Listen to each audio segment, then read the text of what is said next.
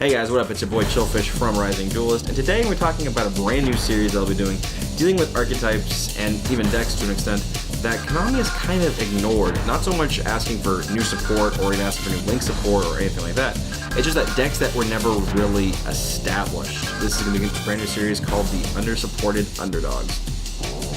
And today's first tack, we're going to tackle one of my favorite decks personally, Fableds. Now, what are Fableds? Fableds are a deck that actually started off in the Hidden Arsenal series. They are actually comprised of a main focus, which is Fableds, and then a subcategory called the Fabled.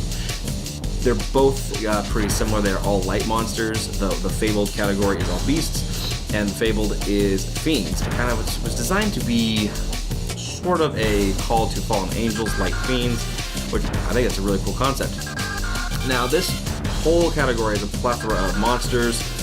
Big monsters, small monsters, tuners, non-tuners, and even synchros.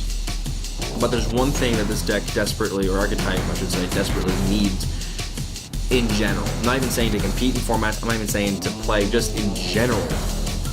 There are no spell or trap support for this deck. Now, people may be thinking, well, that'll be in school. That has the Fabled Cerebral on and a couple of them playing around. Technically, yeah, you could play with that, but it's not necessarily good for the deck. Now you may be thinking, what kind of support does it go with? Well, this was kind of tag along with Dark Worlds, where the point is if you can get your opponent to discard a card or your cards, you would get a lot of effects. And these were not cost-specific cards, these were cards they discard, then do this. Fables work in tangent. As a matter of fact, sometimes if you want to play Dark World, I would suggest playing with the Fabled Raven, because you get your discards, it gains attack, gains levels, and you get everything going. With that being said, though, the deck relies heavily on Dark World dealings. Draw a card, discard a card, you and your opponent. But that's not enough for an archetype. Now, of course, there are some Quasar builds that have been popular, known, especially with Soul Charge. But Soul Charge is that one, and to be honest, they don't have their own specific card. Now, if they made their own thing like Fable Draw, and it was like draw 2, discard 1, or something like that, draw 2, draw 1, discard 2, like Graceful Charity, it'd be a lot better as an archetype, because the synergy or the speed of this is to discard everything, get effects. But that doesn't always happen, especially considering that you are reliant very heavily on things like Phoenix Wingling Blast, Dark World Dealings I mentioned earlier, Dark World Lightning, Gateway to the Underworld, other cards from the Dark World archetype, obviously.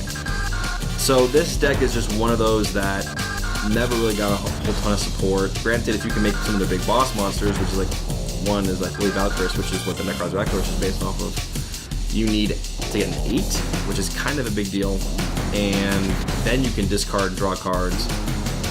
But that's the problem. This deck involves a lot of drawing and discarding. But with the cards like Graceful Charity gone, Morphing Jar, Hand Destruction is another good one, and I would obviously Pot of Greed makes every deck better. But without those key events, this archetype doesn't really thrive. And it's a shame, because I built Fableds. It was a lot of fun, but I found myself constantly needing, back to square ones. This is, like I said, Phoenix Wingling Blast. This when up to that 3, this deck was kind of decent because you could always get a lot of draw power.